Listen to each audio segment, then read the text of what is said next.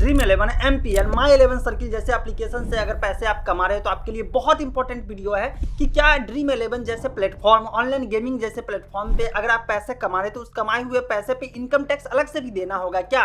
एक तरफ टीडीएस तो डिडक्ट कर ही लिया, ऐसा जब इनकम टैक्स की चर्चा आती है, बात आती है तो कंफ्यूजन हो जाता है, टीडीएस के अलावा इनकम टैक्स देना होगा और नहीं देंगे तो क्या होगा। सुनते हैं इनकम टैक्स जो नहीं देता है उस पर इनकम टैक्स चोरी का धारा लगता है और इसके बाद जेल और जुर्माना दोनों हो जाता है। बहुत सारे जगह इनकम टैक्स का नोटिस भी गया, लोग कंफ्यूजन में है, लोग टेंशन में है। अगर आप भी ऑनलाइन प्लेटफॉर्म से पैसे कमा रहे हैं, चाहे 49 रुपया हो चाहे 49,000 हो, कोई भी पैसा अगर कमा रहे हैं तो आपके लिए वीडियो बहुत हेल्पफुल है। आपके सर्किल में जो दोस्त भी ऑनलाइन गेमिंग से प्लेटफॉर्म से पैसा कमा रहे हैं उनको जरूर जानकारी बताइएगा। चलिए समझते हैं इसको स्टेप बाय स्टेप, एक एक चीज एक्सप्लेन करते हैं कि टीडीएस डिडक्शन, इनकम टैक्स देना या नहीं देना या कितना परसेंट देना, और इसके बाद आपके ऊपर नोटिस आएगा तो क्या जवाब दिया जा सकता है। सबसे पहली बात समझते हैं कि ये ऑनलाइन गेमिंग प्लेटफॉर्म पे टैक्स कितना परसेंटेज है। तो आप लोग न्यूज़ सुन चुके होंगे कि online gaming platform dream 11 MPL, dream 11 जैसे जितने भी एप्लीकेशन और प्लेटफॉर्म ना जाने कितने हैं, उन सबसे अगर कमा रहे तो वो सब ऑनलाइन गेमिंग के कैटेगरी में आ रहा है। और ऑनलाइन गेमिंग पे ऑलरेडी 30% का डिडक्शन वहाँ पे होता है टीडीएस के नाम पे।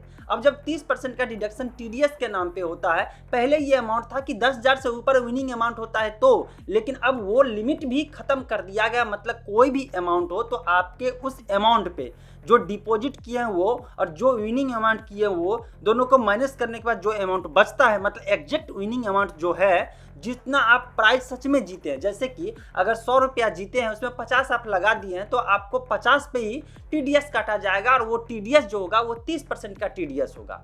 जब वो 30% का टीडीएस होगा मतलब क्या, टैक्स डिडक्टेड एट सोर्स, आपके अकाउंट में पैसा आने से पहले वो काट लिया जाता है और वो पैसा ड्रीम 11 जैसे कंपनी सरकार के खाते में जमा कर देती है। क्योंकि टीडीएस के बारे में ऑलरेडी मेरा डिटेल में वीडियो है जिस पे एक्सप्लेन किया हूँ कि टीडीएस का कटा हुआ पैसा किसके पास रहता है, कंपनी वाले अपने पास रख लेता है या सरकार के खजाने में जाता है, और कब सरकार के खजाने में जाता है ये सब एक्सप्लेन कर चुका हूं। अब सवाल ये आता है कि जो पैसा आपने कमाया पहले से ही टीडीएस काट लिया, अब जो पैसा बचा वो पैसा का अमाउंट धीरे धीरे बढ़ जाता है। हर गेम में आप जीतते जाते हो, जीते जीतते इतना पैसा हो जाता है कि आपको लगता है कि अब इस पे कहीं इनकम टैक्स का नोटिस ना आ जाए और आपसे इनकम टैक्स जमा नहीं करने के कारण जुर्माना भी ना वसूला जाए।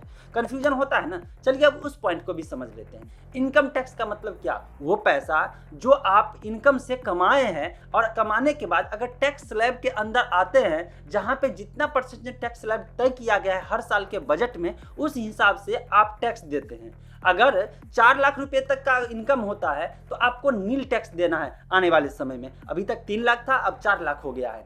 4 लाख रुपए तक एक साल के अंदर कमाते हैं किसी भी इनकम सोर्स से तो उस पे इनकम टैक्स 0 हो जाएगा पर्सनल आदमी का, राइट।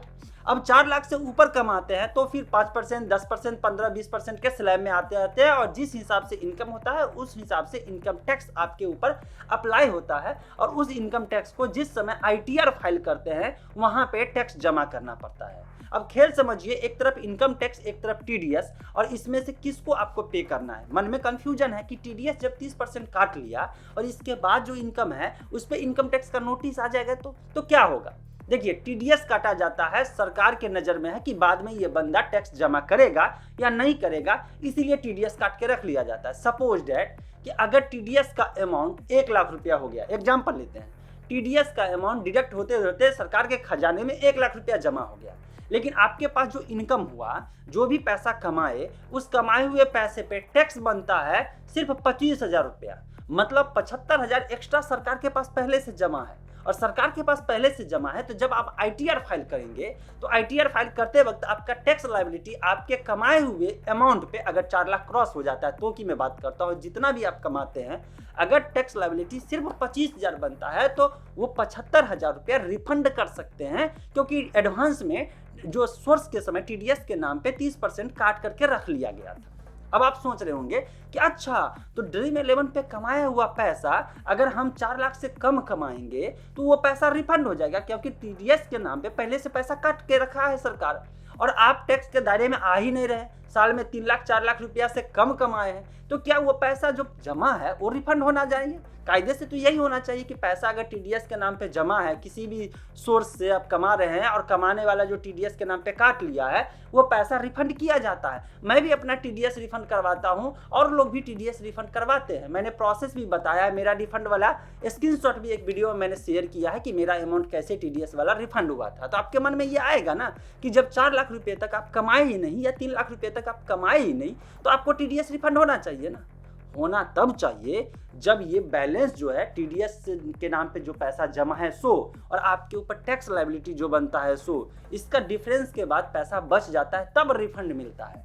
अगर टीडीएस जमा है 1 लाख रुपये और आपके ऊपर टैक्स भी बनता है 1 लाख रुपये, तो भाई साहब अब आपको कौन सा टीडीएस रिफंड मिलेगा? कोई टीडीएस रिफंड मिलेगा? नहीं, क्योंकि पहले से सरकार टैक्स के नाम पे 1 लाख रखे हुए है, आपके ऊपर टैक्स लायबिलिटी 1 लाख रुपया बना, तो उसमें से माइनस करके 0 हो जाएगा। अब आपको इनकम टैक्स कुछ नहीं देना है, ध्यान दीजिएगा, इनकम टैक्स कुछ नहीं देना है, लेकिन वो टीडीएस भी रिफंड नहीं होगा, क्योंकि दोनों टीडीएस और आपका इनकम के ऊपर टैक्स जो लगता है, दोनों नेट 0 हो गया माइनस करने के बाद। अब आते हैं ये ड्रीम 11 जैसे एप्लीकेशन, ऑनलाइन गेमिंग जैसे एप्लीकेशन पे जो कंफ्यूजन होता है टैक्स देने की बात, यहाँ पे समझ लीजिए इनकम टैक्स कितना लगता है। जैसे बोल रहा है ना कि 4 लाख रुपए तक 0 है, मतलब अभी 3 है, आने वाले समय में 4 हो जाएगा अगले साल से, और इसके बाद जो है 5%, 10% ऐसे करके टैक्स देना होता है। ऑनलाइन गेमिंग प्लेटफॉर्म से कमाए हुए पैसे पर फ्लैट 30% टैक्स लगता है, फ्लैट।